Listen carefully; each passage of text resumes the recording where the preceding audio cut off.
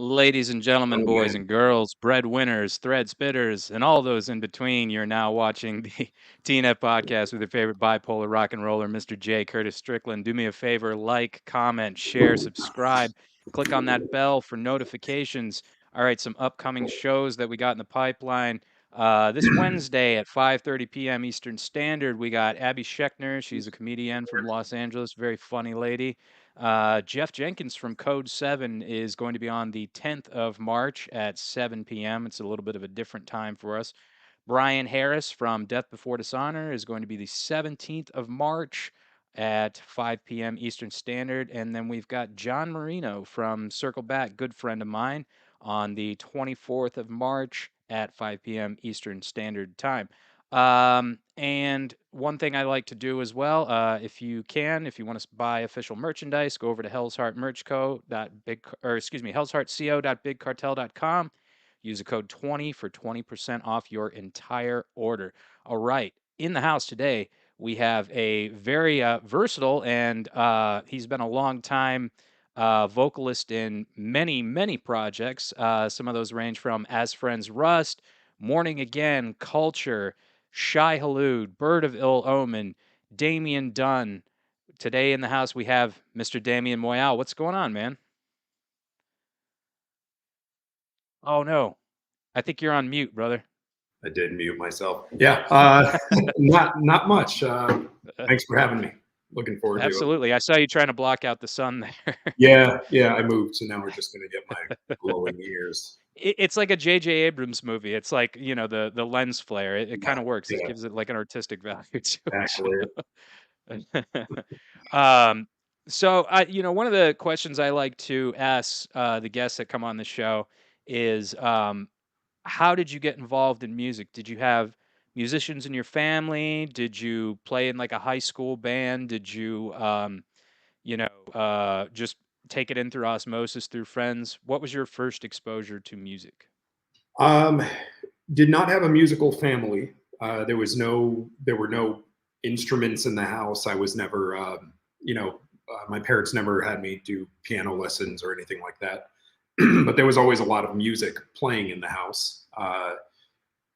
Anything from there was a lot of jazz and blues and classical, but also like REM and Fine Young Cannibals, and my mom had more of the rock streak, so there was some kind of 70s rock stuff, a lot of French music from my dad. So there was a lot of there was kind of everything from uh, Electric Light Orchestra to like Leonard Cohen and Serge Gainsbourg, and it was kind of all over the map. So I always loved music. I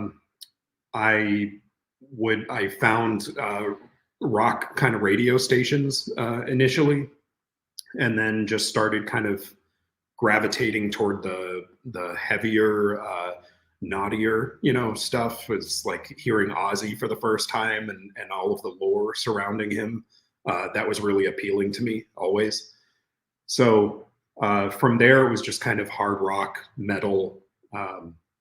The first record I bought with my own money, or was allowed at least to choose of my own volition, was Van Halen's 1984, the year that came out. And then I think at that point, I basically just declared myself a rocker. I was like, yeah, I'm into like metal, like Van Halen. Nice. And then I discovered Metallica and realized Van Halen wasn't metal. So then I kind of just went deep on thrash for a while, and eventually found hardcore. I had punk rock kind of on the periphery because as a kid it's pretty striking visually, so you know what punks are and what they look like, I think, before you even know what the music sounds like. So I was acquainted with kind of some starter kit punk bands. Wasn't super taken by it, but when I came across through metal Corrosion of Conformity, and also, and this kind of contradicts a little bit of what I was just saying earlier, but Exploited. There was something about just kind of the darkness and the grossness and the rawness of that I really liked. But I didn't have the vocabulary for it. I didn't know that Corrosion of Conformity was hardcore punk. I just thought it was really poorly played and recorded metal. Um, so it wasn't until I would say like the following year when I became aware of what hardcore was. That's when kind of Minor Threat, Agnostic Front, all of those things started popping up on my radar.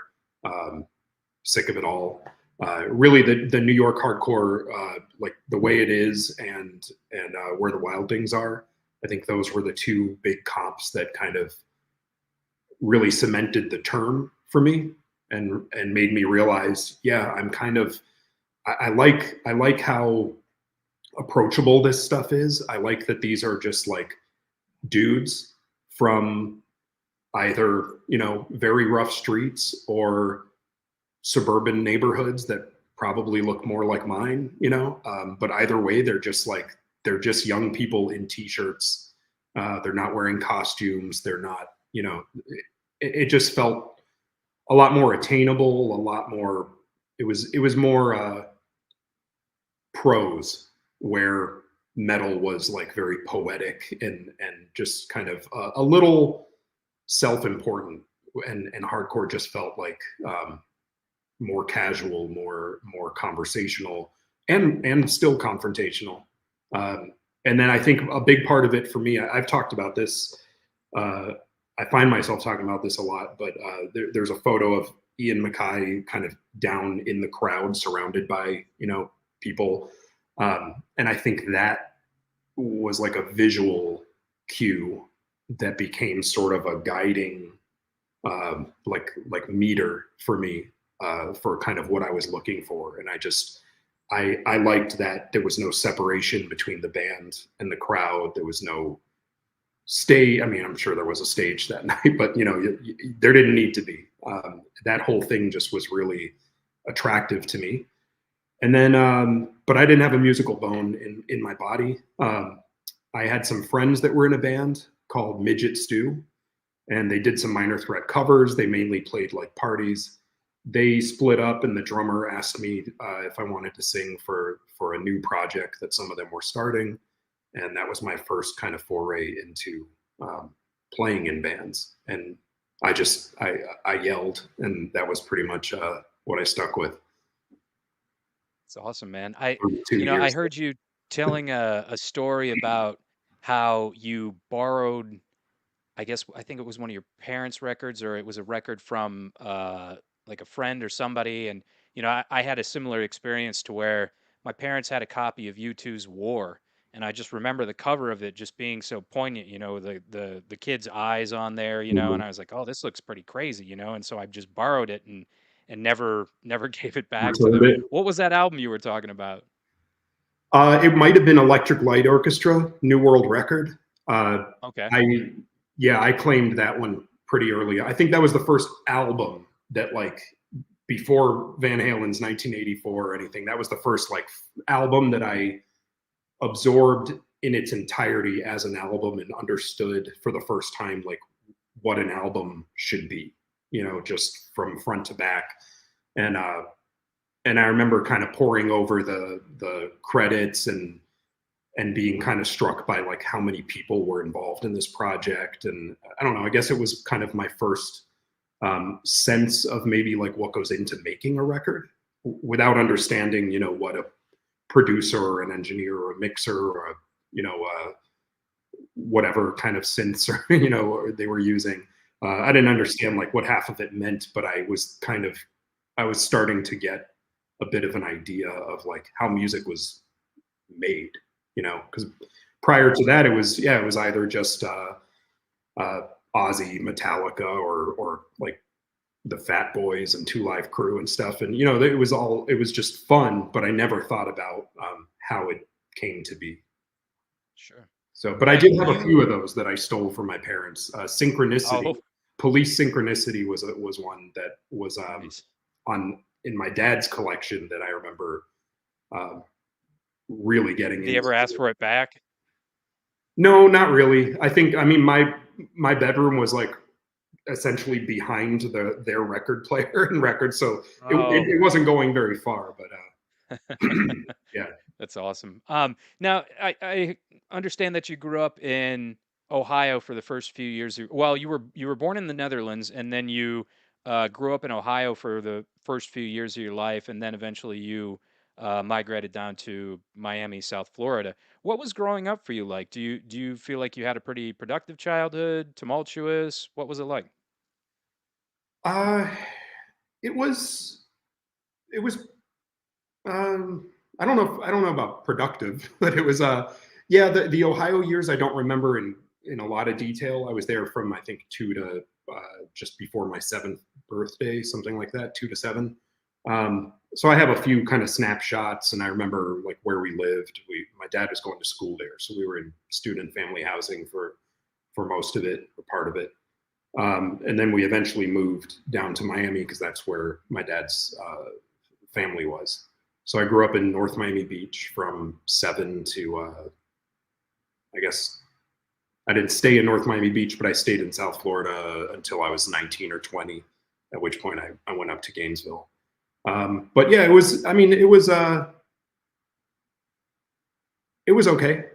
I had, I had some good friends, there were some rocky years, um, at home. I think, a lot of people have those. When I was 15, I left home, and then so I spent a few years in like partial state custody, and just being kind of bounced around institutions and group homes, and until I was 18. I mean, I think I sort of left a bit before I was 18. I would leave places a lot. They'd put me somewhere, and then I would just hop on a bus and go back to my neighborhood, and you know, Oh, wow. yeah, sneak into a friend's house and sleep there, and I was just kind of Wow. roaming the streets for a couple of years. But aside from that, yeah, fairly, uh, Fairly well adjusted. yeah, I think so. It worked out. So you landed in South Florida. That's kind of where your foray into like hardcore and punk came from. Yeah, yeah. Just my friends in my neighborhood, who I'd been kind of into metal with. We started discovering some of the hardcore stuff together, punk stuff together, and then um, the local scene was obviously like pretty accessible, and yeah, that's where I got into it all. Now, you had a few bands. Everybody kind of knows you. From culture that kind of being like your first like big thing. But you had a few bands like U.S. Decline and a couple other like proto bands to that. What can you tell me about that as far as like your experience being in those bands? Well, U.S. Decline was the band I mentioned being invited to sing for with no credentials to speak of. I always joke that there were only a handful of like punks in the school, and I had a shaved head, so I qualified. But that was fun. I think that's where I got a taste for it, and I really I liked having a mic in my hand. We didn't play. They continued actually for a while with a different singer, which came to be sort of the story of my hardcore life. But Right. really good band, great people. From there, it was a band called Insist, which was a couple of people from US Decline. And then after Insist, it was a band called Reach, which was half of Insist and half of a band called Organized Pain, which was John Wiley from Morning Again and Eulogy Recordings, uh, one of his earlier bands.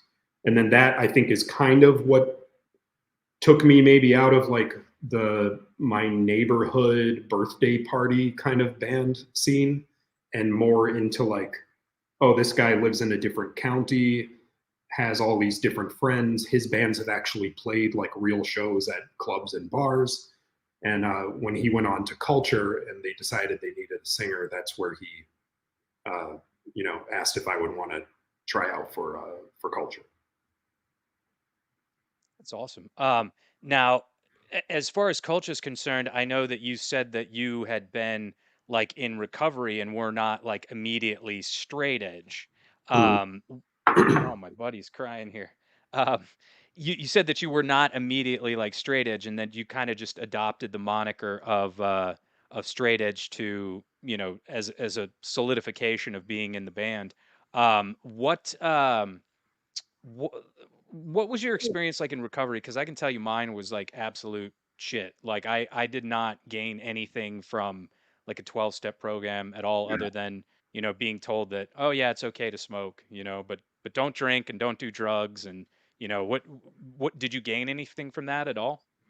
No, no, and for starters, I would say I didn't need to be there. And that's not Mm. my inability to wrap my head around the first step. I really didn't need to be there. I was a kid who made a lot of bad decisions. You know, I just my home life was a little tumultuous. I left early. I think couldn't really handle the independence that I was claiming I needed and deserved at the time. And yeah, I just did stupid things. I did stupid things that angry, sad kids do in their adolescence. And I, you know, experimented and abused drugs, like I would say a lot of kids my age did, especially in a city like Miami. But I I didn't have uh, addiction issues. It was really just kind of some drug abuse, and but it was all they needed to basically.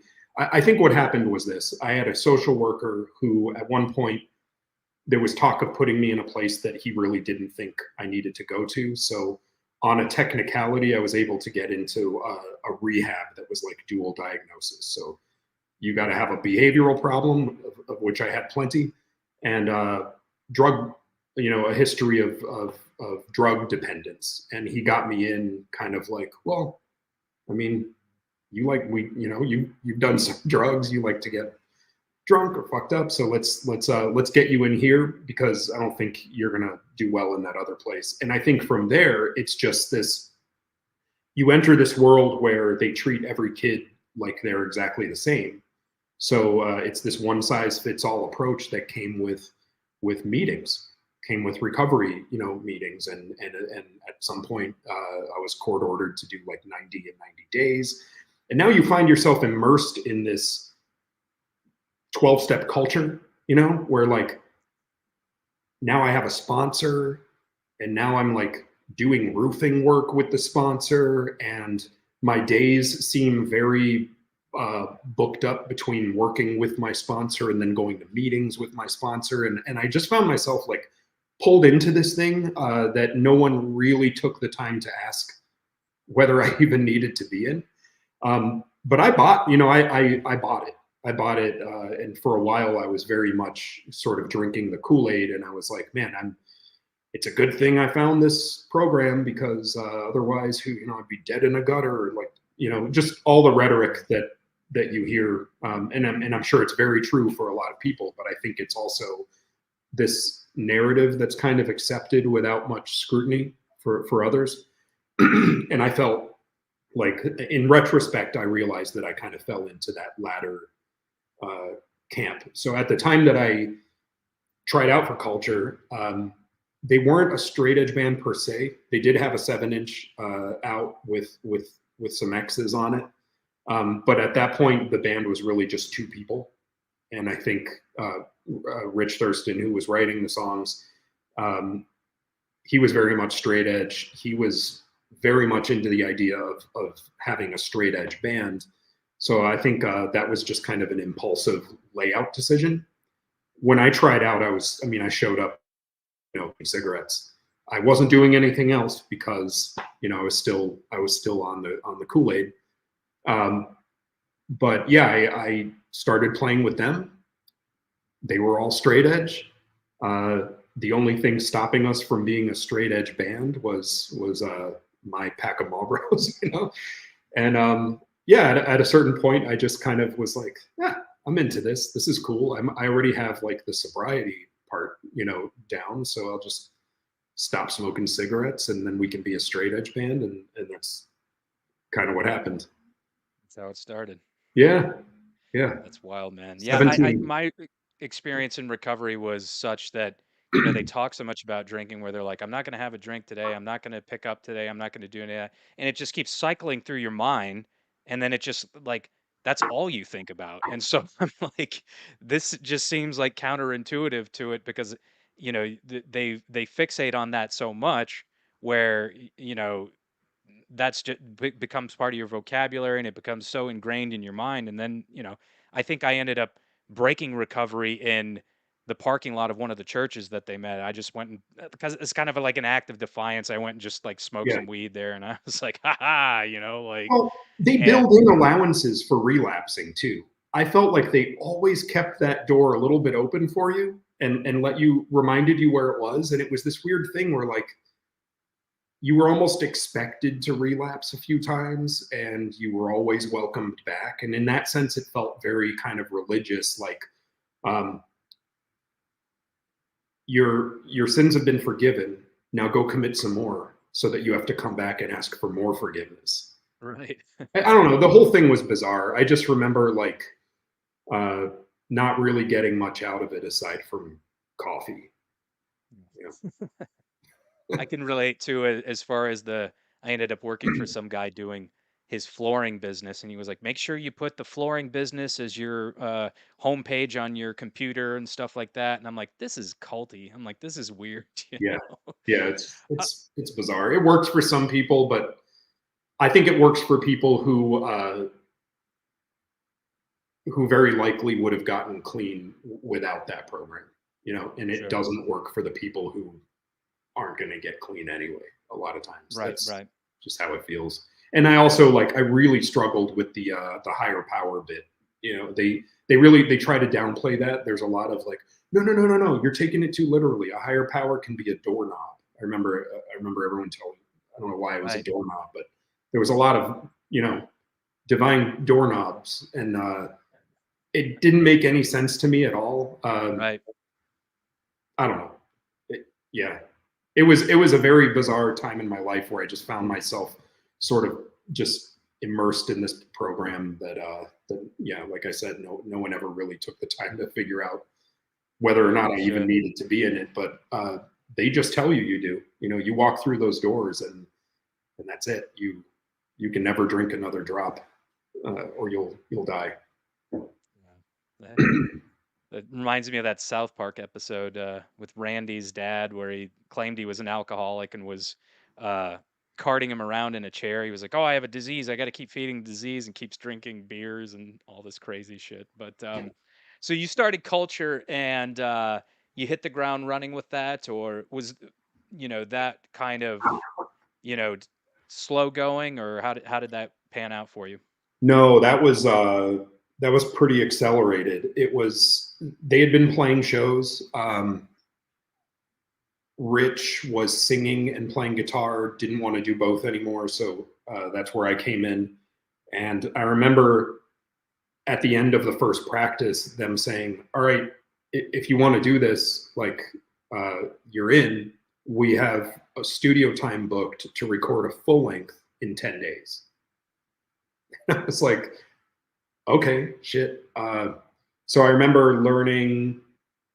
Um, it was 10 songs. 7 of them were already existed and had Rich's lyrics. This is before I became sort of a prick about that kind of stuff, and I refused to sing other people's lyrics after a while. But I was still like, all right, I'm the new guy in this band that's like a real band. I got to just play along. So I learned 7 songs and then wrote 3 more somehow in that week and a half. I remember we practiced a lot, like all the time. It was just constant. We recorded that. We canned that recording. Didn't like it. Went back in a few weeks or a month or so later and did it again with a different selection of songs, not entirely, but somewhat. And I remember then it was like a 5-and-5 split of Rich songs and my songs. And then for some reason, we didn't like that one either. And we did it again the third time, which is what ended up being released as Born of You. And at that point, the scales had flipped and it was 3 of the old songs and 7 new songs that I had written lyrics to. But all of that in the course of a couple of months. So we were writing a lot, practicing a lot. Yeah, and playing kind of right away. We were playing shows. You re-recorded it. You recorded it initially, and then you recorded it twice. Was that like a costly endeavor? Was that something that you guys had to like, shell out a lot of money for, or was that kind of a thing where the studio producer engineer was like, "Oh, if you're not happy with it, we'll go ahead and do another take," or what was that? What was the experience with that? I don't remember, but I don't feel like he would have just been like, you know, come back in and I'll trim up the neck, like for Right. free. I think it was a new, um, it was a new invoice each time. I don't remember paying anything because I don't remember having money anyway at the time. So it might have been the label Conquer the World that was footing the bill, Oh, and okay. I don't remember recording being like terribly expensive anyway. It was this guy Jeremy Staska, Studio 13. He was kind of recording all that stuff in South Florida at the And time. and what was kind of the issue? You just guys weren't pleased with the actual quality, or was it like, you felt like you could have done things differently as far as the approach to songs? I think it was a bit of everything. Um, there were some timing issues. There were on the final version too, but I think it's kind of endearing. There were tons of effects on my vocals on the first recording, and tons of effects on the guitars. Um, I wasn't crazy about that. I'm still not. The second take, I remember being really good, and almost thinking that maybe that should have been the one that we released. But we don't have, nobody can seem to find a copy of that one. But I remember it being like a much better production. Yeah. But Born of You, the So version that came out has grown on me over the years, and I remember being kind of embarrassed about it and not wanting anyone to listen because it was this embarrassing '90s kind of recording quality. But in recent years, I think it's actually like it's not bad. It's you can hear everything. yeah, there's something kind of, I talked with a lot of, musicians that, recorded albums in the 90s, and, myself having done albums at like the early 2000s and whatnot. There's almost like a certain like rawness or organicness to it that you can really appreciate, because that the musicians that are doing it comes from the heart, and while they may not be able to afford a recording with like Rick Rubin or somebody like that, it's just very sincere, very heartfelt, and you feel that in the music and the lyrics, and the recording quality is just kind of, it doesn't really have much of an emphasis on how you kind of appreciate the music. Yeah, yeah, and it was a lot more live too. So I think for hardcore, um, prior before it became so easy to just uh, stack tracks, um, I think it was much better suited for hardcore, where you always hear people talking about how it's a live experience and nothing touches hard. Like a recording, even great hardcore recordings don't touch the live experience. Um, I think the '90s were good for hardcore in that sense because a lot of the recordings were live. There would Oh yeah. be some overdubs and some people would redo stuff, but for the most part, you all set up and played with your cabinets isolated, and a lot of that just went on tape with warts and all, and it was just more real. No, absolutely. Now you guys kind of hit the ground running as far as touring's concerned. What was your tour schedule like? Who did you end up, kind of sharing the stage with in those times? When I first joined, uh, we didn't do any tour in my first stint in the band. Um, I hadn't toured yet at all. I remember we did some shows that were pretty. The first show was in Tampa. We played with Dismay from Connecticut. Um, I learned that recently and was kicking myself because I later came to like really like Dismay, and it wasn't until recently I saw a flyer and I was like, "Shit, Dismay was on that show." But that was my first show, with Culture, so I'm sure I was pretty nervous. The second show was in Miami with Strife and Sick of It All and a local band Machine. So there were some pretty we were playing some pretty good shows, but all kind of in Florida. I don't think we went past Tampa. It wasn't until Morning Again a year or two later that I had actually toured, and then when I returned to Culture after that is when I started doing tours with Culture. Okay. And with Morning Again, that was your project, post Culture. That was with John Wiley from, Eulogy Recordings, In and then Culture, also yeah, and Culture, yeah, and also Until the End. And I remember you saying in one of your interviews that you didn't really listen to Until the End, and I was like, this is one of the best straight edge bands ever. Did you ever pick up on listening to them? no, no, I'm a bad South Floridian. I don't think I've ever heard a Poison the Well song. Um, and I feel bad. It wasn't even so much generational because I think it was like 1 year apart. But I do think that the time that I left and went to Gainesville was like I left right as this other kind of wave was exploding down there.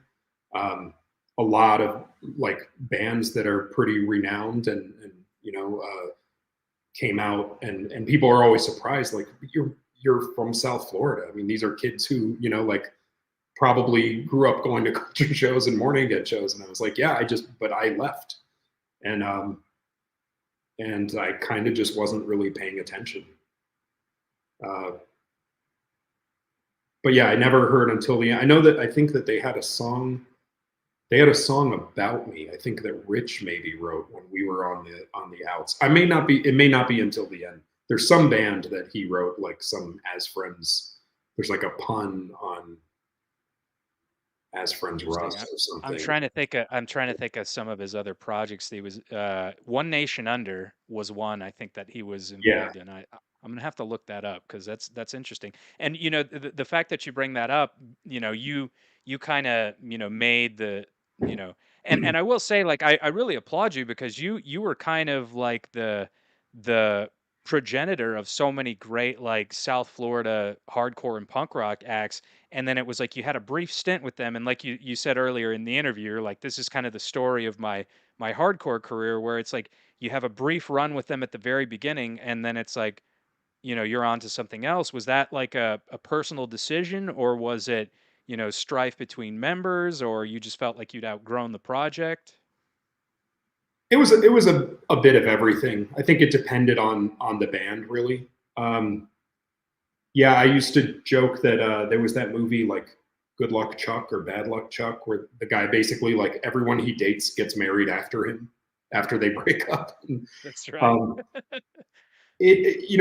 well, with Culture it was a lot of like interpersonal stuff that ended my bit the first time. Ironically, mostly between John and I, who Mhm. less than a year later started Morning Again together after Right. he had left Culture as well. Um, it was all different. Shai Hulud, we had gotten the attention of Revelation after doing a demo. We didn't get along at all. And so I, with that one, it was basically, I don't think this is going to work. There was talk of us like touring and stuff like that, which I still had not done. And the idea of being on the road with those guys was terrifying to me just because of all the kind of infighting. So I told them, I think uh, I'm going to part ways. They didn't even begin to stop me, so I think it was pretty mutual. And then they got Chad, which worked out great for everybody. Um, Morning Again, I was just booted from. Apparently, during that tour, my first tour, the decision was made to replace me when I got back. And then there were bands that I left or quit just because just wasn't doing it for me anymore. I was typically juggling like 2 or 3 bands at a time back then too, so there was a lot going on, but I had a lot of other creative fallbacks, I guess. Was that between like working a job, or were you going to school at that time? Because that seems like it's quite Yeah. an endeavor to be able to balance, you know, 2 or 3 projects at the same time. Yeah, I was going to school pretty half-heartedly. So like I was at Broward Community College, and I was taking, a few classes a semester. I never understood school. I never understood why I was there. So it was very easy for me to start a semester and then just kind of stop going. Um, and then decide a few years later that I wanted to pick it back up again, and I would maybe finish one class. So I took like 6 years to get an associate's degree because I couldn't stick it out. Right. And there was nothing that made me feel like I needed to. And then I was working, but like kind of, telemarketing jobs or whatever. But yeah, it was on top of that stuff. Yeah. With Shai Hulud, you know, the new Dune movie just came out. Have you seen that yet? No, not yet. Oh, it's Yeah. fantastic. Is I don't it? know if you caught the first one. I did. Yeah. Yeah. Yeah. Finally, only Were you recently, actually. were you one of the ones that conceived of the name? It was Matt Fox's name. His idea was Shai Hulud. I think he had that in his pocket for a while. I was on board in the sense that we both wanted to kind of see uh, if we could move hardcore kids away from Star Wars. That was kind of the discussion. It was like, let's get kids off of Star Wars. Let's like get them into Dune or something better, And so that was sort of the impetus there. And I don't know if they were first or if they followed, but I remember there was also Harkonnen and Still Suit.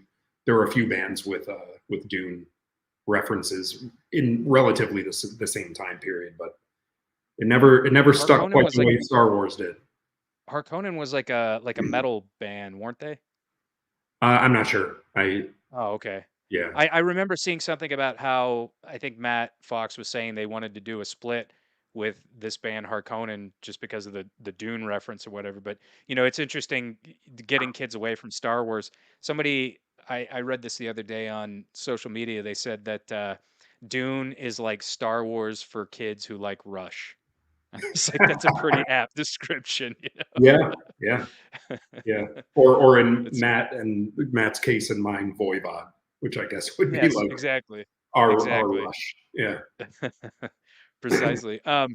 Now, so you know, you were kind of out of those projects, and then that prompted the move to Gainesville, or you know, you made the move later in your life, and then you know, was that to pursue the newer projects, or you just needed a change, or what was the impetus for moving from South Florida up to Gainesville?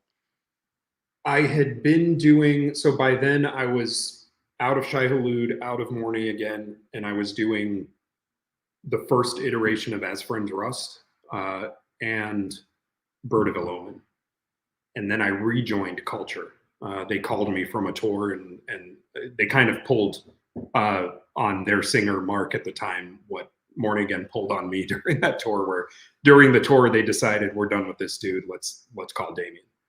So they got back. I started getting very active with Culture because by then they had been touring. They had a lot had happened since Born of You had been released, since I had left. So they were booking like kind of weekends in Chicago and Indianapolis and Syracuse, and we were starting to do a lot of like little short runs, or like East Coast things. And there was talk of us. There was this European label that was interested, and we might go to Europe. And I was like, I'm in. Let's do this. So eventually, that iteration of As Friends Rust ended, and I kind of had to choose between staying in South Florida for Bird of Omen or moving to Gainesville to continue on with Culture, who had relocated up there. And there were some politics that kind of led me to just leave Bird of Omen and then go to Gainesville. We had also just gone to Europe, so that was my first not only my first big tour, but my first like tour abroad. And that kind of, when I came back, I was like, as soon as I get home from the airport, I'm just packing all my shit and moving to Gainesville. I want to do this all the time. Wow. Yeah. And when you went to Europe, you know, you were born in the Netherlands originally. Was that one of the places that you got to play when you were on that tour? I think we did on that tour. We definitely did in the years that followed on other tours, and I still had some family there. My grandparents were there, so I would always like try to book a day off, you know, around our shows in Amsterdam, and I would hop on a train and go spend a day with them. Yeah, that was, so that worked out. That was always, I feel really grateful for that. That was kind of a cool byproduct. And I think it would be safe to say, like, you know, a lot of American bands kind of experience a better reception in Europe as opposed to the United States. Was that the case with Culture? Yes, yeah, for sure. Well, we were on Good Life, which was a Belgian label, and at the time, I would say they were kind of the Victory of Europe. So it that just immediately put kind of a spotlight on us. I think we maybe had a little traction beforehand, which was what made us desirable to him, because it seemed like a lot of people in at least Belgium and parts of Germany had been listening to Culture since Conquer the World put out Born of You, which is cool, and we didn't really know how, but that was awesome. But yeah, like with most of the bands I was in, the reception in the States always seemed to pale in comparison to Europe. Culture did well in certain cities with big, you know, straight edge scenes in Syracuse, Dayton, and Cincinnati, Ohio, Indianapolis, places like that. And As Friends Rust had some pockets of the East Coast, New Jersey, Pennsylvania, where people dug us. But for the most part, yeah, we always just did much better there. And after a while, we learned to just kind of try to just stay there as much as possible. Sure, sure. Yeah.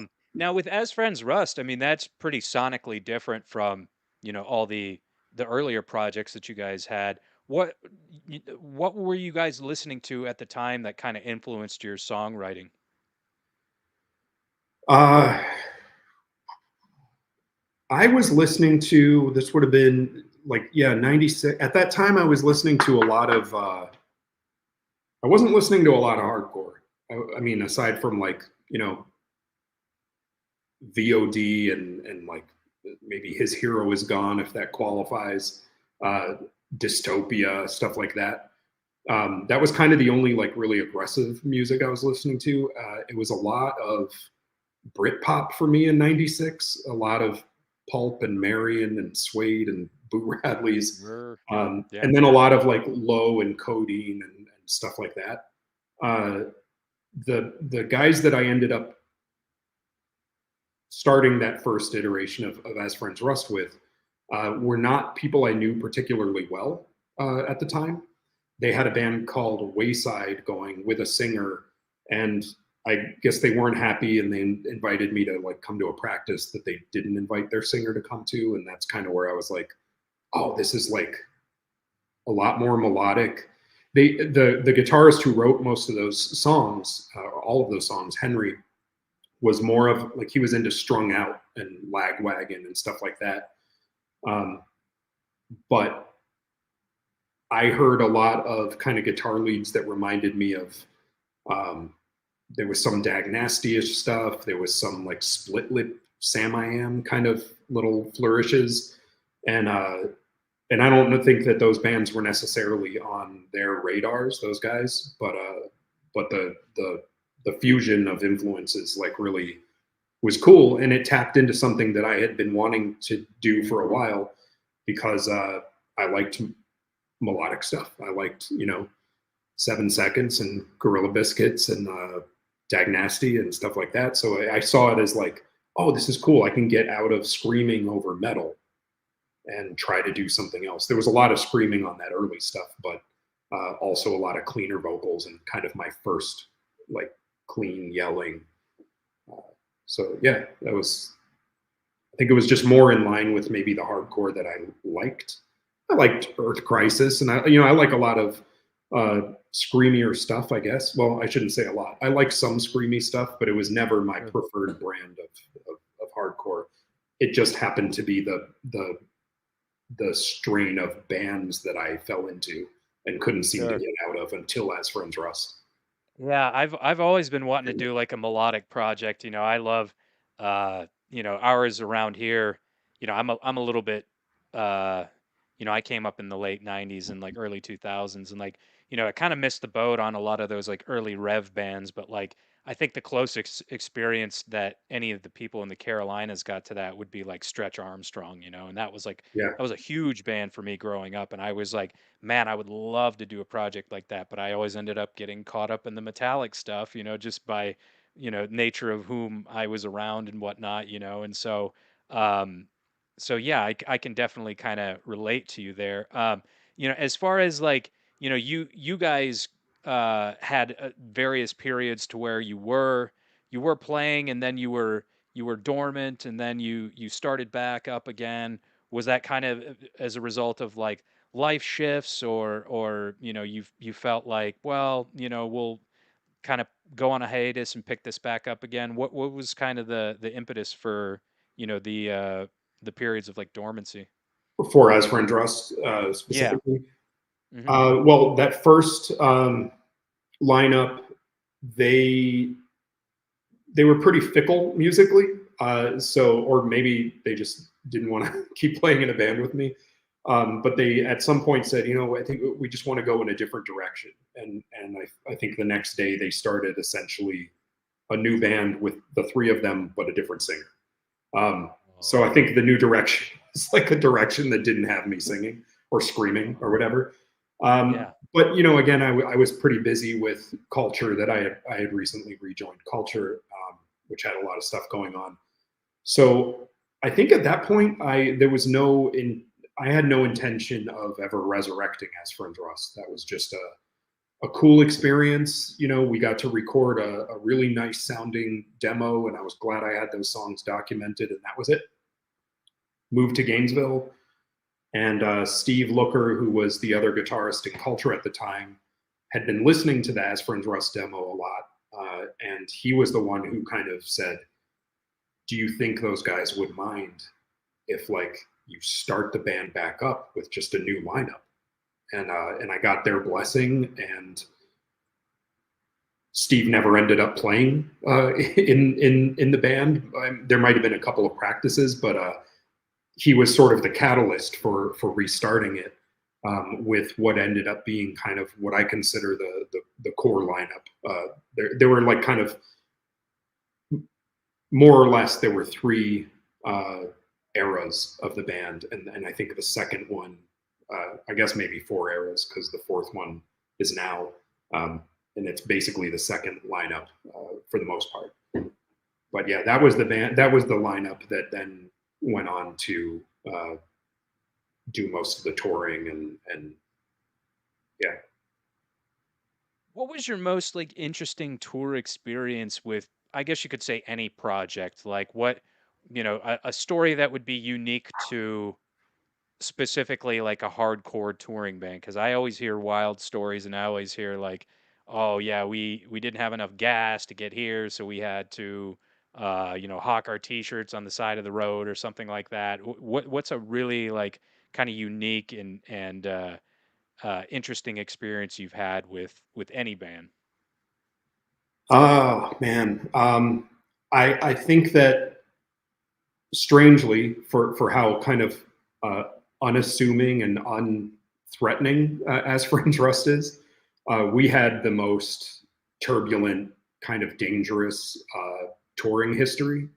It was sort of nonstop. It was very much a case of like, um, anything that could possibly go wrong would go wrong for us. We had tours that where during the course of the tour we went through four vans, because vans were getting broken into, getting windows smashed, just dying. We were getting in accidents. We had a tour where we got in a wreck on the highway.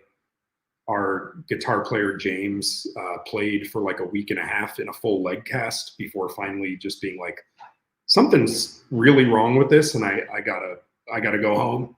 Wow. And on that tour, a guy who had played with us previously and who was also in Bird of Omen, Peter, he happened to be tagging along with us, so he jumped in his place. And then at a certain point, I couldn't sing for like 3 shows on that tour, so our bass player Caleb sang, and then Peter, instead of filling in for James on guitar, filled in for Caleb on bass. And we didn't know that canceling shows was an option ever, so we always played. We always found a way to play, for better or worse. We had guns pulled on us. There was a show in a neighborhood called Beauvais on the outskirts of Paris. It was ironically, it was like a Tibetan freedom benefit show, like this all-day event. It was on our first tour in Europe with Discount, and something happened where some guys from the neighborhood broke into the Discount van and stole a backpack. And when they came back around, they had been sort of like messing with kids outside the show and just, confrontational. I threatened one of them with a glass peanut butter jar, like raised it to them, and they basically were like, all right, we'll be back, and I didn't think much of it, but they came back with like the whole neighborhood. Yeah, and then that got real weird, but it basically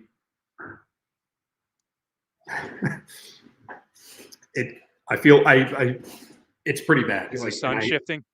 Huh? No. Was the sun shifting again?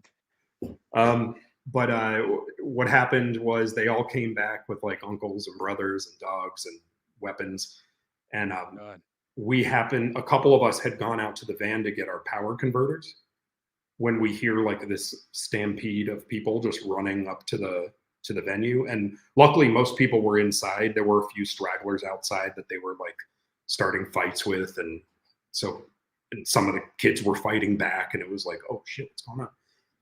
Did we start this? Did I start? But basically at a certain point, I remember like watching from the van as all this stuff was unfolding. And then I remember seeing all of them at once turn their heads in the direction of the van. And we were like, shit, get in. And we slid the door closed with our feet, and they came over to the van. Our drummer's brother was with us. He and I were inside the van, and the third guy who was with us, just kind of roadieing, took off running. When the mob came toward the van, he split. A couple people went after him.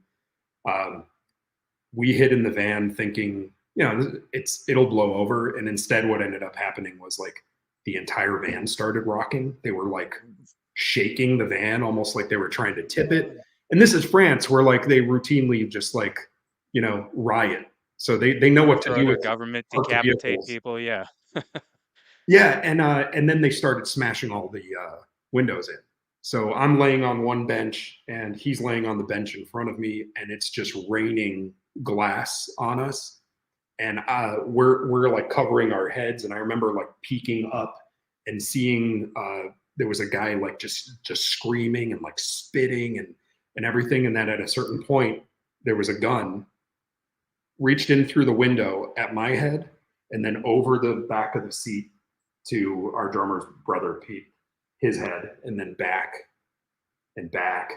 And they broke every single window in the van. It was the dead of winter. Somehow they ended up fleeing before shooting us, I guess, or whatever, but they left. Cops came, said they couldn't do anything. They were like, we can't do anything in this neighborhood. This is out of our hands. The cops were like, no way, man, they have guns. And we're just the cops there don't have guns, do they? I guess not. Yeah, something like that. But I remember they were no help. The promoter had called them. I think he kind of knew them or something. And basically the cops were like, yeah, these guys are always like trying to start shit at these shows. The guy that took off, who was with us, who went running, it took us quite a while to find him, and he was unconscious in some bushes. He had been pistol whipped or something, Oh my um, God. and kind of had a really like. I don't think he was quite the same for the rest of that tour. I think there was a bit of a concussion there. And then we had to drive to return this van. We had to drive like an hour to the Charles de Gaulle airport in the dead of winter without a single window in the van, including a windshield. So we were like in the van in our sleeping bag, like upside. Our sleeping bags were upside down with our head up, in the feet, and just like just shivering. And we went through several more tour vans on that tour. Uh, yeah, we had a lot of strange. We had a lot of there were a lot of guns pulled on us. The occasional pair of nunchucks by like Polish skinheads brandishing nunchucks and then offering us nunchucks as a peace offering, um, in tears and drunk. Just very strange Wow. tours. Yeah. Yeah, and you guys aren't like a band like Cold as Life or those like, you know, like extremely tough bands who have like, been like on the streets and stuff like that, No. So that's very like that's crazy that that's something like that would happen to you guys. My guess is always that those bands probably have pretty smooth tours because who's gonna Who's gonna fuck with them? fuck with them? Whereas we were like, oh, look at these twerps, you know? Um, yeah. So we got a lot of, That's crazy, yeah. man. That is freaking wild. And I mean, did you end up going back to those areas and playing like in the future, or was that kind of like off limits for you guys just based on experience? I feel like we maybe played Paris, but again, it was like 45 minutes. This was a suburb, and these were very Oh, much okay. like neighborhood locals. They wouldn't have traveled for a hardcore show or even known if we were coming back. I'm sure they didn't even know our Sure. band's name, but it was pretty ugly nonetheless. That is insane, man. Yeah. That's heavy. So there was a project that you had, and it was called Bridge Burner, and that was a project that I was unfamiliar with. And when I was starting to look it up, it said that you guys took the persona of a band from like the mid '80s and just basically kind of crafted something. It said that you had like releases with other bands and things like that. Oh What yeah. what was that all about? Two split 7 inches, one with Nausea and one with Born Against. And the CD that we released was a compilation of our singles, including our songs from those splits that never happened. The layout actually included artwork for those splits. It was it wasn't a very thorough sham, but it was fun. It was the guitarist from at the time he was in Speak 714, the Dan O'Mahony band. Yeah. We met them. We played some shows with them in Europe. We befriended him, Eric, who he was living in Amsterdam at the time, and he wrote some songs, sent them to us, and then flew to Florida to record them. The drummer of Radon, Bill Clower, was playing drums, and then it was Caleb, the As Friends Rust bass player, and myself. And I don't think it was a very convincing 80s hardcore band. I think we sounded more like, honestly, just kind of, it sounded like an As Friends Rust practice. um, but it was fun. And we did a tour. We after an As Friends Rust tour, we toured in Europe with Fall Silent for a couple weeks. So that was pretty weird. Uh, Did uh, okay, so did any of the bands catch wind of this, like Born Against? Did they like, or did they approve of this? Was this part of the kind of no, no, we didn't know any of those people, and we just kind of. I don't think the release really ever made it around, so they wouldn't know. But I do follow Nausea. I should hit them up on Instagram and let them know they had a split with us.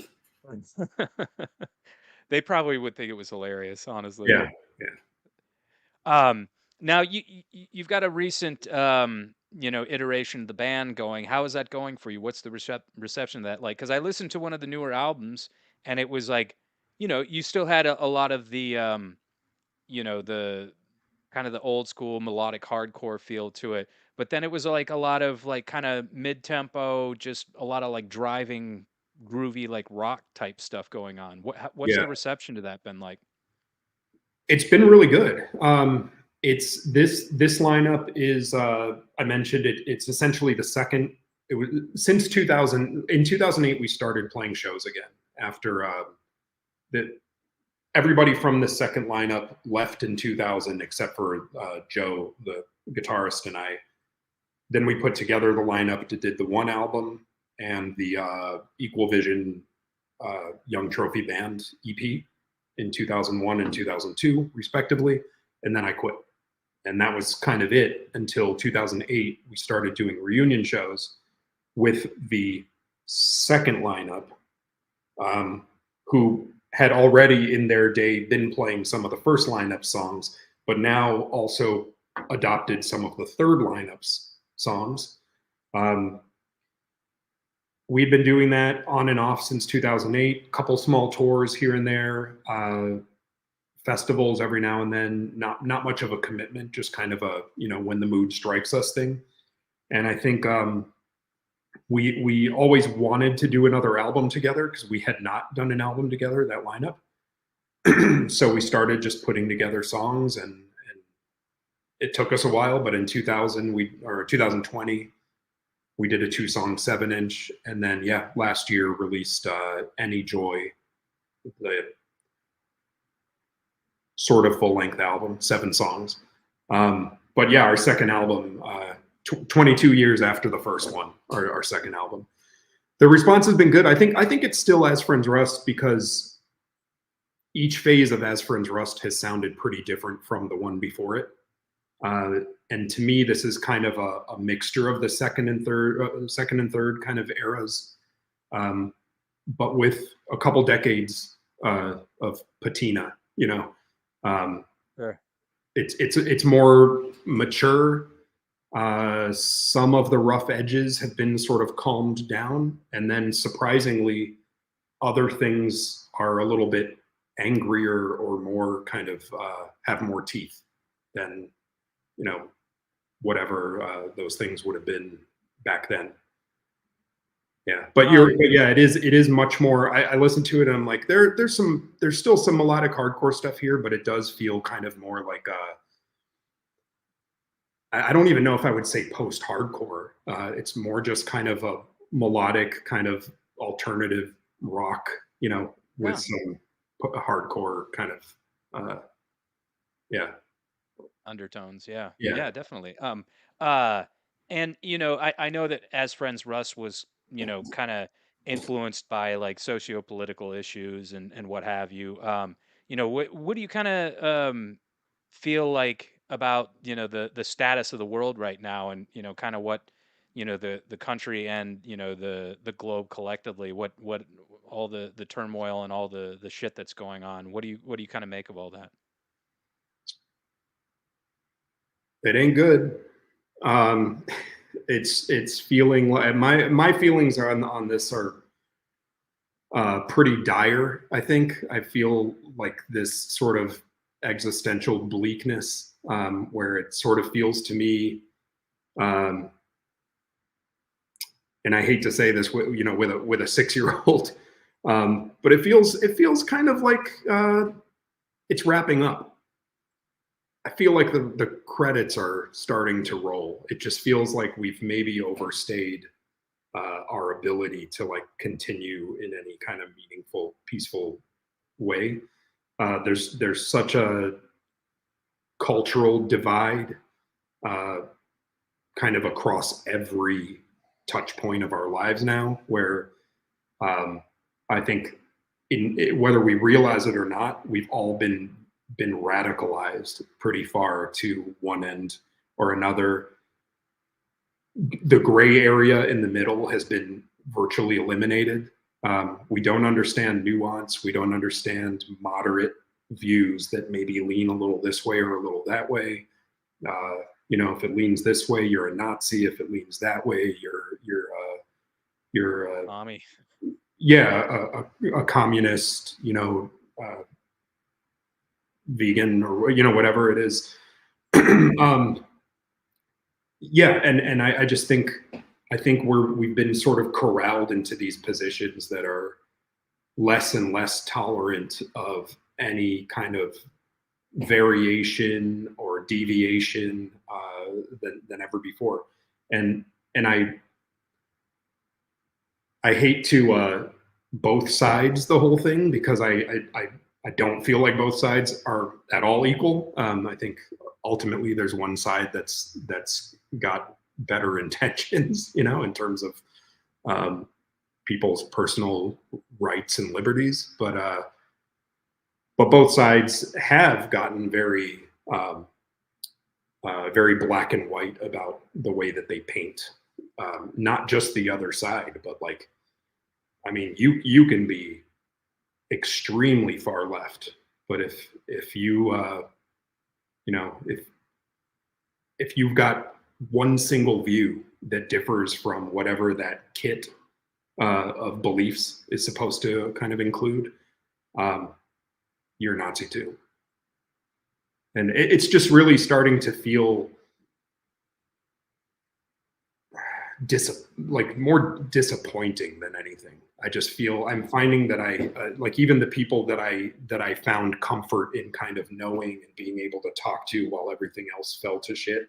I don't feel very comfortable talking to a lot of them anymore either, because everyone has just been radicalized, and there's no pointing out, for the same reason that we felt like there was no pointing that out to people on the other properly on the other side. There's no pointing it out to them either, because it's everyone just feels like, maybe you're just not radicalized enough. Maybe you're the sellout and you're complicit in this genocide, and therefore, you're yeah. So I don't know. It's I should have more of a stake or more concern in it, because I have a child that's going to grow up in this world. But I feel very defeated by the whole thing, and I feel like I don't know. I don't know where I was going with that. Yeah, it's not good. It's not good. It Yeah, feels. no, yeah, that's a good summation of it all. And I wasn't aware of this project either, but Damien Dunn, and I actually went and listened to it, and man, you've got like a real kind of like an Ian Curtis like baritone quality to your voice, and would it be safe to say that like Joy Division and some of the like the proto like goth rock bands of the '80s were kind of like the um the influences on this project? They were influences. The early Damien Dunn stuff, which I recorded just after quitting As Friend Rust in 2002. I think I recorded maybe in 2003. That stuff was a lot more acoustic guitar based and sort of sludgy bluesy.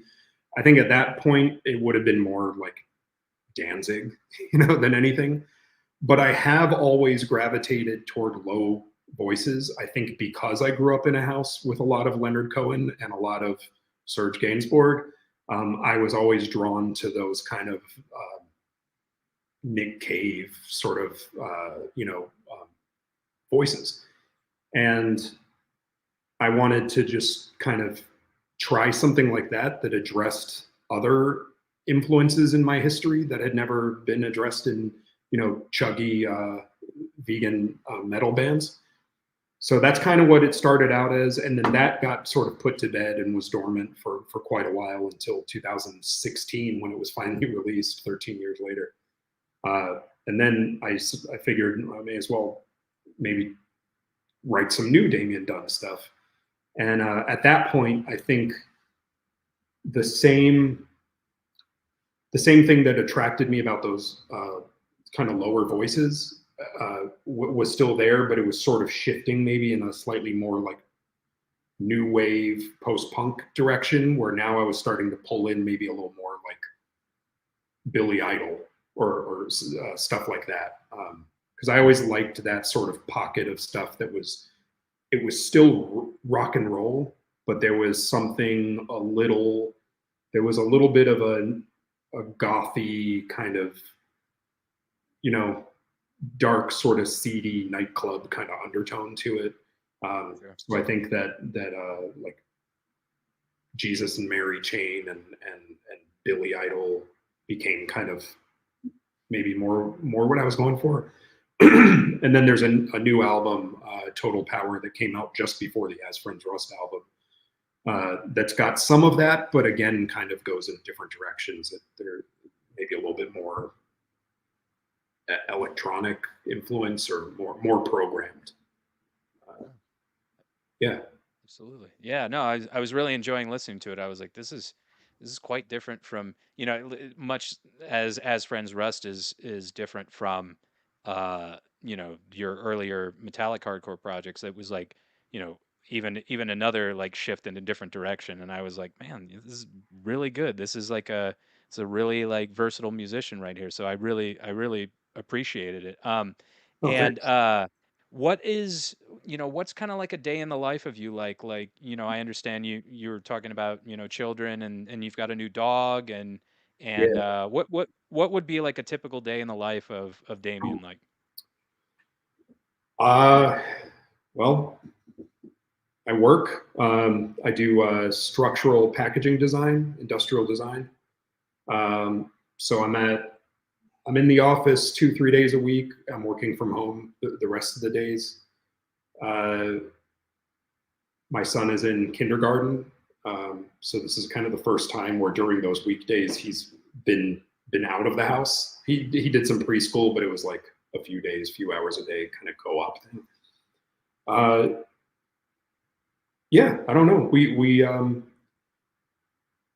cook, we watch movie. My son is kind of also getting into music. He really always paid attention to rhythm.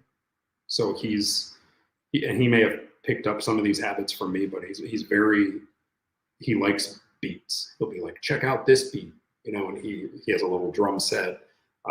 When he was a kid, he used to like put his ear on the floor by the subwoofer, where just to feel that sort of bass, and then he'd go Cool. from like the regular speakers to listen to the highs, and kind of he understood, uh, stereo, I guess, in a way. And his cousins would come over and he'd be like, now listen over here. See, that's this stuff and this is this stuff. So that's fun. He plays piano. He's been taking piano lessons. He's great. I guess the day in life is like a lot of it is, yeah, it's mainly just family stuff. Aside from work, it's yeah, just spending time with my wife, with our son, with the new puppy, which is a bit of a handful right now. And then he takes taekwondo, um, and piano. And then at night is when there's not a creative lull, work on stuff. Um, it's taken me a while to find a way to do it kind of around family time, because it conflicted a lot in the early years. I guess before my son was around, it encroached on a lot of time with my wife, and so I've learned to sort of like do it when no one's around, or do it late at night when everyone's asleep, and Yeah. I still have kind of multiple recording projects, and now as Friends Rust is getting more busy. Um, so yeah, I don't know. There's a lot going on, and I don't quite know how or when I make it happen, but it seems to always like fall together. I think it's kind of That's like great. like a little bit of like an out of body kind of. There are things that I do that I'm not quite. I later am not really aware of, or like remember quite how I did it, but it got done. Um, yeah, but I Right. think that's maybe if I could be acute, and there's no 12-step program for this, but I'm like a projectaholic. There's always like multiple bands. There are art projects, design projects, kind of a little bit of everything. Yeah. Hard to balance sometimes. Yeah, yeah, Mhm. it is. I can relate, man. I got a lot of stuff on my plate right now creatively, so I totally understand. Are there any plans to play like Furnace Fest, or I know I spent 2 years in Gainesville myself. The Oh, the fest in Gainesville. yeah, we did the fest last year. We played October. 28th. I'm not sure what's in the books for 24. We have some things planned around November. Mhm. Nothing that's quite developed enough to announce. But we played the fest last year. We hadn't played it since 2015, so that was great. And then we played Furnace Fest the year before. Is that right? 22. Yeah. Yeah, we played Furnace Fest in 22. Yeah. We haven't been invited back to any of those festivals just yet, anyway. So no plans to play either of those two anytime soon. But yeah, we're hatching some plans for later in the year. It is tough now Yeah. because we're not a band that's trying to do it full time. We never have been. But it was easy to just pick up and jump in a van and do whatever you'd been invited to do before there were families, and now we're all pretty busy with work and families. And you guys are all across the country too. Yeah, we used to be more spread out, but now we're one of our guitarists, James, is in New York. I'm in Michigan, and the other guitarist, Joe, Tim, our drummer, and Andrew, who is our now bass player, they're all in Florida. So two of them are in St. Augustine, one's in Gainesville, but they're close enough that they can get a guitar, bass, and drums in a room and actually practice before we go do something, which gets them in much tighter shape. And Sure. But yeah, at one point we were all over the place. Our drummer was in LA for 10 plus years, so that was kind of logistically a little more difficult. Yeah. Wow. Yeah. I mean, yeah, I can imagine how that could be challenging, but also simultaneously like refreshing because yeah, like you said, you can kind of pick it up when you want to, and then when you do have that practice time and getting together, it's all because sometimes like the practice of a band can be like just routine, and then it's like you're seeing those guys every 2 or 3 days out of the week, and then it's like do you really make any progress, or is it just kind of like routine and you're just kind of going through the motions and it's very like mechanized, so like i, I think that would as a lot of people get older that it kind of works to have like be in different parts of the country. So do you find that to be kind of like Yeah, refreshing actually? I'm into it. I'm into doing it remotely because everyone can live the life they want to live wherever they want to live it, and Yeah. we've just gotten good at kind of we've got the two guitarists are the songwriters. So the system that we've sort of put into place is don't send parts, don't send riffs. Write what you think is a whole good song and send it. And if everyone agrees, it's on the table. If not, it's out.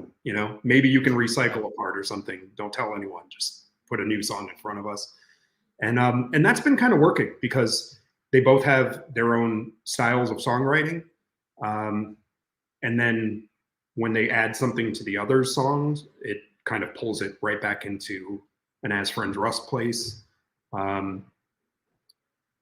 Most of us have recording setups at home now, so it's really easy to get ideas on tape and send them around. I was referring to them as demos leading up to the album, but they like my vocals that I would kind of initially demo to the songs that they were sending. They would go and later retrack all of the instrumentation, but I would be, as long as the tempo of the song didn't change, I would be basically, from the first time I turned on my microphone, working on what would become final vocals. So, but it was nice because when you have like months to play with as the other songs come in, you can keep listening to them and going, you know what, that line's been really bugging me. I'm going to fix that. And then you just go in and, replace 3 words and sit with that for a couple of weeks. And it works out like really, really nicely. There is something to be said about being in the same room and having regular practice, but not all about, no one's about to move to the same city. So that's just why dwell on that if it's not an option. I did have that with Damien Done for a while. Put together a band here in Ann Arbor, and we were practicing in my basement every Tuesday, and it is really nice. It did scratch an itch that I didn't realize I had. It's just fun to be in a room and play music, but Sure. I don't know that it's necessary. Yeah. Yeah, as long as you can pull it off live, and we've gotten pretty good about, everyone shows up just knowing their stuff, and we try to always run through a set, the day before a fest or a tour starts. We pull it off, and it's always been a band that's we've never been perfect live anyway, so it's pretty forgiving. It's more just kind of a fun set, and people sing along and have fun, and there's a little bit of room for error. But I would say that as we've gotten older, we seem to just have our shit down a little bit, better than we used to. Comes together nicely. That's good. That's good. And I come from an arts and entertainment background, so I always like to ask people these questions. Are you a reader, and what's the last thing you read? I was. I'm a lapsed reader. It's been several years. I think the last thing I read was Sam McPheeters from Born Against's book. What was it called? Mutant, or it's got a monkey on the cover. I'm not familiar with it. I can't remember the name, but it's interesting. It's just kind of memoirs, from his days of building the band and label and kind of meeting other folks. That was quite a while ago. I've been reading some, like, I picked up when I was a kid, I was really into the old heavy metal magazine, the sci-fi comic magazine, and Deadline in 2000 AD, all that kind of stuff. I was really into, like, the French illustrators, Philippe Drouillet, Mobius. I recently picked up a book of, there was an artist in Deadline, Shaky Kane. It's kind of a collection of all of the stuff he did in Deadline, but it's got his comic stuff, but it also is kind of a nice primer on how that magazine started, and just that whole kind of scene with, like, Jamie Hewlett who did Tank Girl, and all those guys. Kind of it was an interesting like little scene or community movement. Very cool. I keep meaning to get into audiobooks, because I think finally the stigma has, I stayed away from it for a while because it felt like cheating, but I think I'm now, like so many There's other no people. shame, my friend. No, I mean, we don't have time, right? And we have too many Yeah. distractions these days, and I spend so much time with headphones on anyway, just listening to music or podcasts, that I probably I wouldn't feel as behind when it came to reading. What are some good podcasts you've heard lately? What podcasts? I've been listening to one called Comic Lab, which is these two comic artists who I was sort of teasing out an idea for a kind of a comic-y children's book kind of thing, and they just have a lot of, it's all discussions about kind of that industry and ways to promote and workflow, and just how does it change as you age, and different things like that. And I don't know that it's necessarily anything I'm interested in doing anymore, but the two guys are pretty entertaining. It's pretty wholesome. One of them kind of reminds me of one of the car guys, Click and Clack on those guys are hilarious. Yeah. So it's just kind of nice listening, and I don't have to worry about it being too profane or anything if my son's around. On the flip side, I listened to a podcast called Demo Listen, which is hardcore and hardcore adjacent. It's two hosts with a really good dynamics, really good chemistry. People submit things that have to be a year or less old to the show. They listen to it. They sometimes absolutely tear it apart. And other times, you find some really good stuff. And sometimes the thing they're tearing apart, you love. And that's kind of introduced me to some kind of newer, like, very new stuff. A lot of times it's as the name implies, like a band's first demo that just came out like last week that I would otherwise never hear or not hear for a year or two. So that's pretty cool. And there's a lot of it's like indie stuff, punk, hardcore, metal, a lot of death metal stuff. That's good. First 7-Inch Club is another hardcore related podcast where it's not always literally the first 7-inch, but usually they'll take a record from like early on in a band's catalog, or sometimes a band that you've never heard of. And I think they might both come from design backgrounds, so they don't just talk about the songs. There's a lot of focus on the layout and they're pretty attuned to design kind of trends through the 90s and through different eras of hardcore, which is relatable, I think, to all of us who have eyeballs, in this scene. Sure. Yeah, and I don't know, I go in waves. For a while it was like true crime series stuff, or Song Exploder was like an NPR podcast where they dissect, like, it started with a really interesting stuff. There was like some Iggy Pop stuff, and then it kind of devolved into a lot of like pop music that I don't care about. But that was kind of interesting for a while. And that's awesome. Aside from that, I pretty much just listen to music, a lot of music. Nice. What's some stuff that you've heard? Like, I know you and I are similar in that, like, haven't really been into, not necessarily not been into, but have kind of been out of the loop as far as like, newer like hardcore or even rock or whatever acts are concerned. Anything new that's really kind of struck you as being good?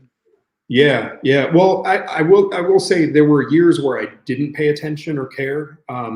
I strangely, I would say the last like 10, 15 years, I've had a more enthusiastic hardcore phase than my early, days of like kind of discovering it and jumping into it. Even that just kind of, I burned out really quick. This is, I think the scene is like pretty incredible right now in terms of scale. It's massive. So many kids are into it and excited. There's a lot more diversity across, not just the bands, but the crowds, the audience, whereas in the 90s it felt pretty monochromatic and pretty male and pretty white. There's a lot of diversity. That's super cool. Bands that I like, I think MS Paint, I love. End It, I think, I know they're a pretty big hyped band, but I think they're like kind of one of the best at it right now. Soul Glow. I'm a Turnstile stan. I'm super into Turnstile. Well, I've kind of always since the first 7-inch, which I really liked that first EP. Much more hardcore, obviously. The stuff that they did in between then and what's the Glow On? Glow On, yeah. Yeah, I really liked what they were doing, but I felt like it was a little.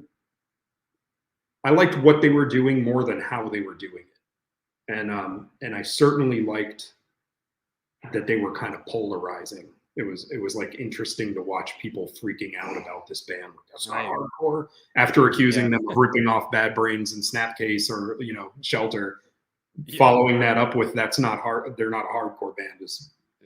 Bizarre. Hardcore kids are so fickle and like yeah. But Glow On is good enough sometimes, Yeah. Yeah. No, that's great. I really like on the same tip as Turnstile, I guess. Angel Dust, I've been really kind of into since they popped on the scene. And then I don't know. I think for aggressive music, I've tipped in a much more death metal direction the last like 3-4 years. But yeah, you have a project, don't you? Is that the Existasis one? Yeah, Ecstasis. Yeah, Ecstasis. Sorry. That's a recording project with a friend in Canada who was in some bands. He was in a band that was on No Idea Records called Crusades. I think that's what people might know him from. And then a band called Dark Tower, Black Tower. Oh shit, I'm blanking right now. Another metal band, uh, Okay. kind of with some punk and kind of melodic elements, but we came from a much similar place when it came to uh, metal, thrash and death metal kind of stuff. Where um, and I think just through texting and realizing none of us were into like the super guttural, cavernous kind of death metal, but we liked the stuff that was a little more on like death thrash. Had kind of more medium to high vocals instead of just the super low gurgly stuff. Um, Mhm. and that just kind of became a should we start a death metal band? And I feel like 5 minutes later, he had written these songs that were like really, really good. And so we did an EP a couple years ago, and we have a full length now that we're working on. We were going to use programmed drums for it for a minute. Fred Espy from Dismember was going to play drums, but they're very active now. And I think we've just folded in Wes Keeley, who played, I believe, at Walls one of point. Jericho. Yeah, Walls of Jericho, Earth Mover. Hmm. I think he did some Until the End shows actually, and He he's did. played in a few different bands. But great drummer, great guy. Been friends with him since the '90s. Culture and Earth Mover played a bunch of shows back then. So he's going to step in on drums for the album, which is already written. Yeah, and then the same guy in Canada, Dave. Uh, he and I have another sort of death metal project. We're calling it. We're calling the music glam rot. The band is called Casquette, and Okay. uh, it's basically like glam rock, kind of cock rock, like hair metal, very '80s hair metal music Sure. with Yeah. ecstasis vocals, just gross death metal vocals over it. There, That's we have awesome. 2 songs on a Bandcamp page I'll have for to that. check that out. Yeah. That's awesome. And I'm a movie guy. I always got to ask people like, what's some of your favorite movies? What's some stuff that's really influenced you as far as cinema wise? Oh man. I guess off the top of my head, I would say Rosemary's Baby was a big one for me as a kid. Mm. My parents only owned like a handful of VHS tapes, and that was one of them. And I watched it a lot. Nice. Eraserhead was one of those too. That's a good Um, one. what else? Altered States. Ah, Ken Uh, Russell. huh? Ken Russell. Altered States. Yeah, Yeah. yeah. What else? Um, I like Delicatessen and City of Lost Children. Oh, John Pierre Jeunet. Yeah. Yeah. Uh, yeah, I guess that kind of stuff. I'm not super. I'm not a. I mean, I enjoy movies, but I never remember movies very well, and I'm not like a Sure. repeat watcher. So it's Oh, just kind of movies I saw once and loved and sort of remembered. You know, yeah, uh, yeah. I'm a cinephile, man. I'll watch the same movie like 300 times in a row. It's just that's I yeah, just get into it. And since you mentioned Altered States, Ken Russell did a really awesome film that has it was banned for years, but it's called The Devils. Have you ever seen that? no, Ooh, yeah, that is intense. It's very very it takes like a very kind of uh it's almost like this hyper real look at like the way that religion back in the days of yore was like um kind of going on like a persecution type complex where they're just everybody's a witch or everybody's a like a warlock or whatever, kind of like the Crucible or something like that, but yeah, even like to the nth degree. And Oliver Reed stars in it, Vanessa Redgrave, I'm gonna have to send you a trailer because Okay, yeah, it's hard to believe because it came out in 1971, but it's like it's almost nauseating to watch. Not even because of the content, but just because of the mood and the overall tone of what's going on in the film. It's just it's heavy, but I think if you okay, like Altered States, Ken Russell, I think you'll like The Devils because he's a fantastic director. But yeah, yeah. I'll look for that. um, any I mean, we talked about your projects. Anything you want to plug real quick? Any people you want to shout out? No, fucking, no, no. I don't know. I guess shout out to my bandmates. We're having a lot of fun right now. I think it's the As Friends Rust guys. It's been just really cool to.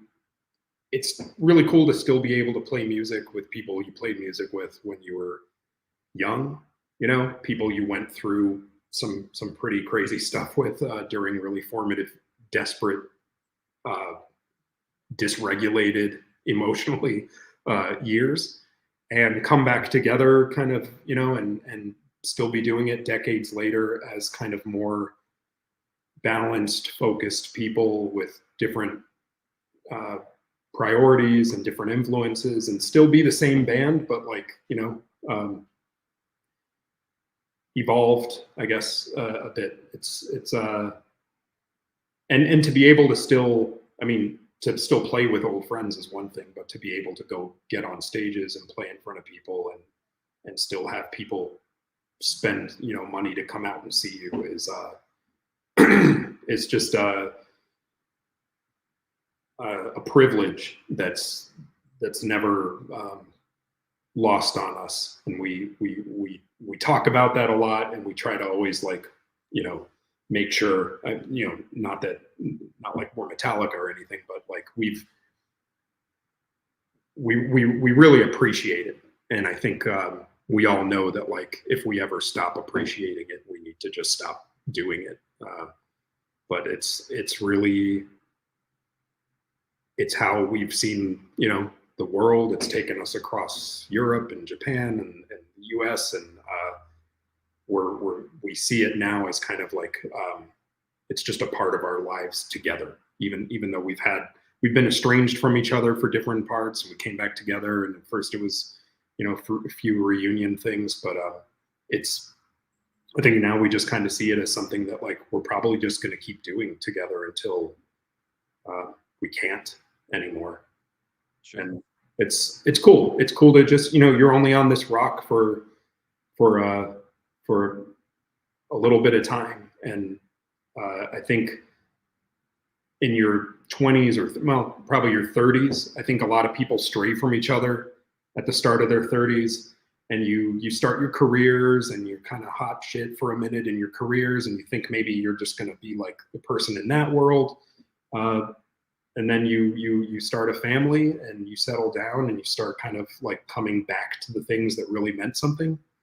And we've been at that point now for at least 10 or so years, and I think we're probably just, yeah, gonna keep doing it because we're over that hump. And yeah, I think when you're, not to sound super bleak, but like when your days are numbered, you just kind of like, you want to do the things that like really matter and bring you kind of happiness, um, and that's one of those things for us. And we're finally at a point where we're not really apologizing for it. We don't think it's a sign of kind of immaturity or anything like that. I think we're just like, no, man, it's perfectly fine.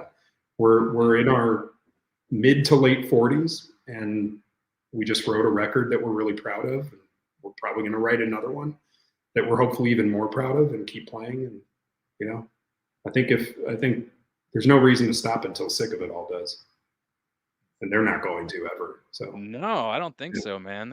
They're plugging away, man. yeah, Lou was on this show. He's full of life, man, and he seems like he's still excited as when he first started out, So, yeah, that's great, man. they're That's like the that's Rolling commendable. Stones of hardcore.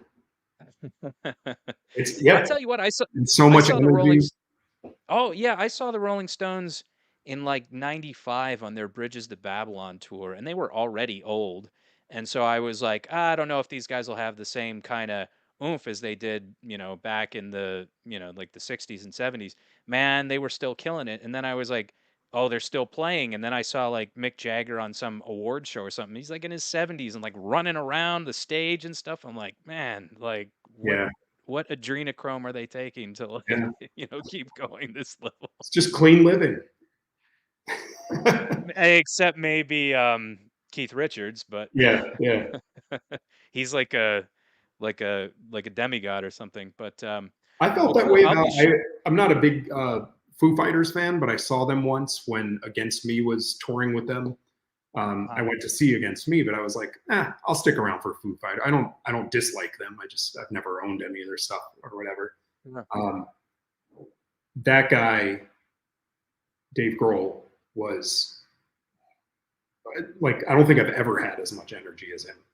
He is like the Oh, most stoked person I've ever seen on a stage. He was so happy really? to be playing, to have a guitar in his hand.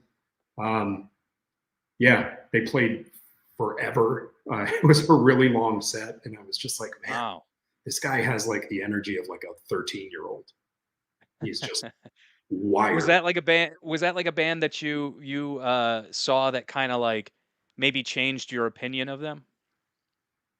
It changed my opinion of. It gave me it changed my opinion of him because I Hmm. think without knowing a whole lot about him, I was just like, you just decide that anybody from that world, especially if they're kind of uh, more known, is just a douche. So Yes. I was like, whatever, I'll watch him. Who cares?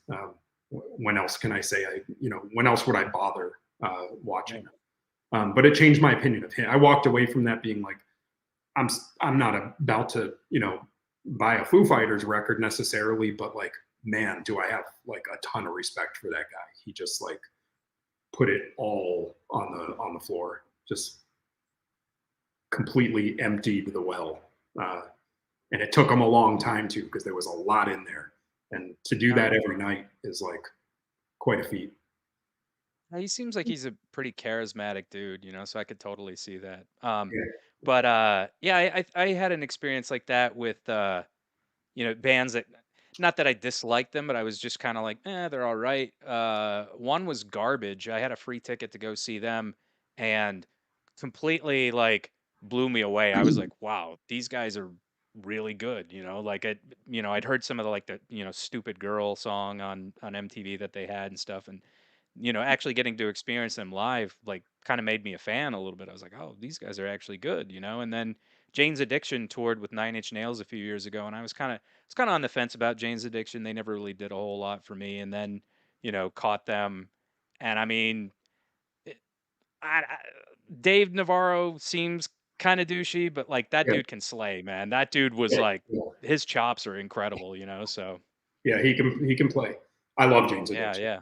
I thought you were going to Oh, say okay. the other way around, where I'm like, yeah, Nine Inch Nails never really grabbed me either. But yeah, for me, it would Oh, have been like, Oh, no, I going to caught see Nine Jane's Inch Nails on Addiction. that tour was terrible, and it wasn't because they were not good or tight, but, like, they actually opened for Jane's Addiction, and, truthfully, I think Nine Inch Nails should have been the headliner just because, like, you see them in Yeah, the dark, man, and they've got all the lights going, and I caught them much later after that, and it was fucking on point. So it was like, it was a little disappointing to see them, in that at that venue at yeah, that time of day, but then, got to see him much later in like Raleigh, North Carolina, and they fucking like blew me away. So yeah. I would assume the same. I think even at Jane's Addiction's peak, I think that lined up too closely to Nine Inch Nails' peak, and it seemed like Nine Inch Nails would probably always be the headliner between the two of them. yeah. But They yeah, called it they the never Ninja Tour. Ninja. Nine Inch Nails, Jane's Addiction, Ninja, Oh yeah, nice. Ninja. Yeah. Yeah. It Huh. was interesting. But well, cool. Dude, it's been a great time, man. Yeah. One Yeah. thing I like to do before going, like I said, I have a merch company called Hell's Heart Merch Co. I'm gonna throw up some of our shirts that we have on Big Cartel real quick. It's the Black Flag mock that we've got, Hell's Yeah. Heart. We've got the Steve McQueen Bullet Oh yeah. mock that we've got here. Yeah, the Psycho 2 mock Norman Bates. This is a Scream glow in the dark with Tatum, Rose Oh, that's McGowan. cool. Yeah. That one. And then we've got Randy from Scream 2, also glow in the dark. Those are just a sampling of shirts we got up there. But anybody that is listening and watching right now, if you go to hellsheartco.bigcartel.com and use the code 20, you can get 20% off your entire order. And I would really appreciate that. We've also got TNF podcast shirts on there, printed on Bella canvas. Tri-blend, 50% polyester, 25% cotton, 25% rayon. They feel amazing. You will Yeah. never ever have a better shirt. They feel fucking awesome. Sure. We'll be sure to put your links down here, for all your projects in the comment section. And everybody that has been listening, please do me a favor, like, comment, share, subscribe, and click on that bell for notifications. I can't overemphasize sharing this content enough because more people will be able to hear it. If it gets out there, the algorithm bumps it up, and then you'll be able to hear great content from great people, and we'll be able to continue to do what we do. And again, Damien Moyal, I want to thank you so much for coming. It's been a pleasure, and you're always invited back. And yeah, I hope to be able to catch you guys sometime at hopefully maybe Furnace Fest will ask you back. I plan on going, so who Yeah. knows? Yeah. Do you have Cool. any plans for a U.S. tour with As Friends Rust? No, we're at a point where if we only get a certain amount of vacation time, and we've got families that we need to use some of it with. So we can kind of only allot a certain amount of time to music stuff, and so far it's kind of only made sense to do that uh, elsewhere. We do Gotcha. the occasional. We've played a few shows in like Brooklyn, um, just because a lot of our Florida people migrated to New York, and then the tri that kind of area has always been like pretty good for As Friends Rust. But aside from New York, or maybe Gainesville, if there happens to be a fest happening, there's been no real reason to book anything. We have no reason to believe anyone would come out. So if we did a U.S. tour, oh My yeah, co-host decided to make a cameo. This is hey, Scotty, so he's a good boy. yeah. But well, dude, thank you so much again. And yeah, just hang around backstage. I always give everybody a shirt that is a guest on the show, so we'll get your contact info. And like I said, everybody like, comment, share, subscribe. Don't knock over my shit, Scotty. Click on that bell for notifications. Damien Moyal, thanks again. Yeah, thank you, man. This was fun. Namaste. God bless. Be good, everybody.